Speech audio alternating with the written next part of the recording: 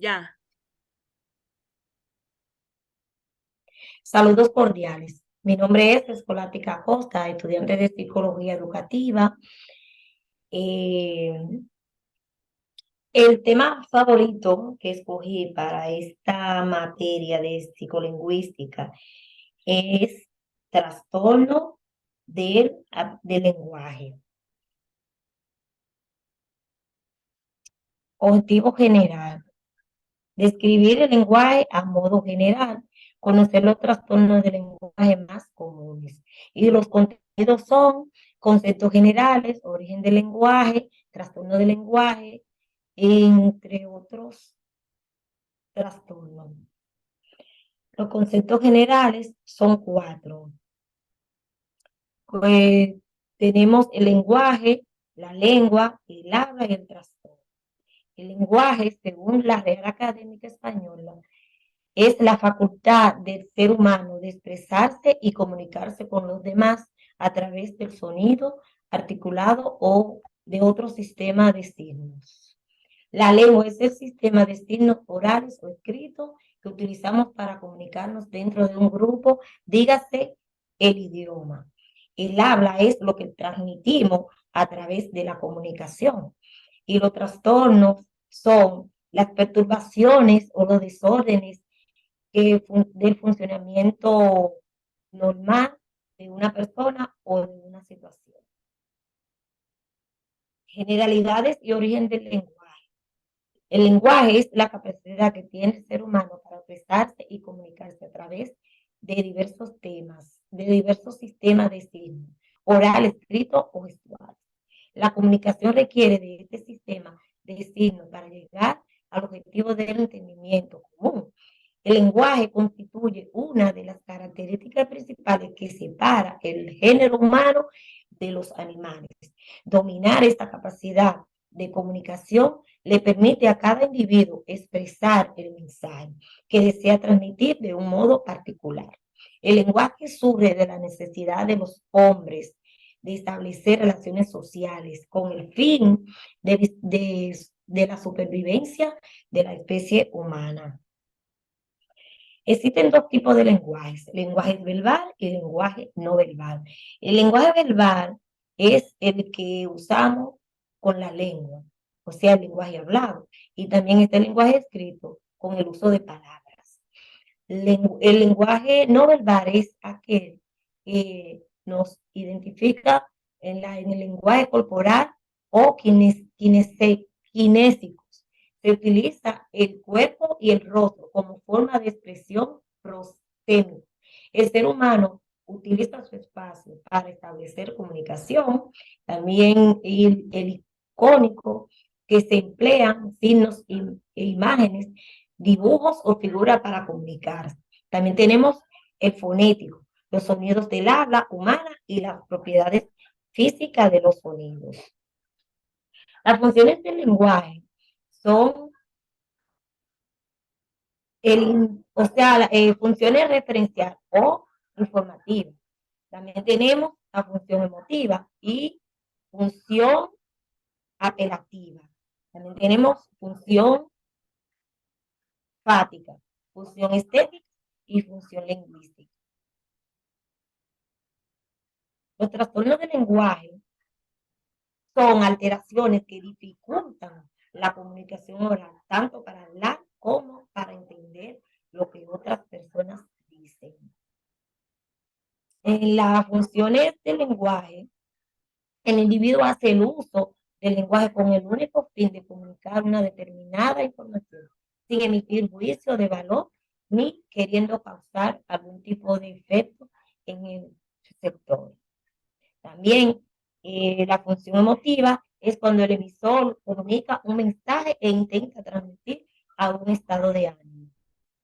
Y la función hepática es la comunicación que se centra en el receptor, con el objetivo de provocar en él alguna reacción por particular, ya sea para que haga o deje de hacer algo. La función fática, la comunicación se centra en el canal de transmisión y lo que se intenta es comprobar que que continúe abierto para así poder establecer o continuar con una comunicación. Y también en la función estética, perdón.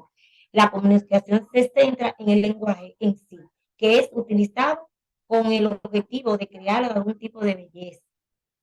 Y la función lingüística está la comunicación, esta comunicación se centra en el código, utiliza una lengua para hablar de ella misma o de otro o de otro. Los trastornos del lenguaje, como les dije ahorita, son alteraciones que dificultan la comunicación oral, tanto para hablar como para entender lo que otras personas dicen. Tenemos tres tipos principales de trastornos del lenguaje, que vienen siendo trastornos del lenguaje expresivo, trastornos del lenguaje perceptivo y trastorno mixto del lenguaje expresivo o receptivo. Las causas de estos trastornos vienen siendo genética y por otras condiciones. En la genética están las investigaciones de los niños con antecedentes de discapacidades de lenguaje que tienen este tipo de trastorno. También están los que tienen trastorno de síndrome de Down, trastorno del espectro autista y nacimiento prematuro. En los tratamientos es importante tratar los lenguajes lo antes posible. Las principales técnicas que se emplean son la terapia del habla y la psicoterapia. En la terapia del habla consiste en trabajar individualmente con el niño para así no poder ayudar. También la psicoterapia, que se recurre cuando un niño tiene problemas emocionales y ahí uno le da una terapia, uno lo ayuda para ver si se puede corregir dicho mal. La dislexia. Las personas con dislexia no solo tienen dificultades en la lectura y la escritura y la ortografía, sino que también pueden tener problemas para hablar. Quienes la padecen encuentran dificultades para procesar información verbal, realizan inversiones y rotaciones de palabras en frases o letras en palabras y la velocidad lectora es muy lenta. Los tipos de dislexia son tres, que son según la ruptura léxica afectada, según su causa y según su grado. En la léxica afectada se encuentra la fonológica, la superficial o visual y también está la mixta o profunda. Según sus causas se encuentran en el desarrollo adquirido y también su grado es leve, moderado y grave. La disgrafía. La digrafía impide escribir correctamente. Acarrea muchas dificultades al niño, sobre todo a la hora de escribir y expresar por escrito. También tenemos dos tipos de digrafía, que son la digrafía evolutiva y la digrafía adquirida. Afasia. La afasia es un trastorno del lenguaje que se produce como consecuencia de una lesión en las áreas del cerebro responsables del procesamiento del lenguaje. Y también tenemos la afasia, hay dos tipos de afasia, afasia de Broca y afasia de Wernicke. En la afasia de Broca están los trastornos en la producción del lenguaje y en la afasia de Wernicke están los trastornos en la comprensión del lenguaje. Los trastornos del habla, está la dislalia, está la disartría, la diglosia y la disfemias. Pues la dislalia es cuando el niño no puede pronunciar la palabra correctamente, que en vez de decir loro dice lobo, y también la disartría cuando el niño quiere decir niño, no puede decir niño, sino dice niño, así que la lengua como que se le traba. Y está la tartamudez.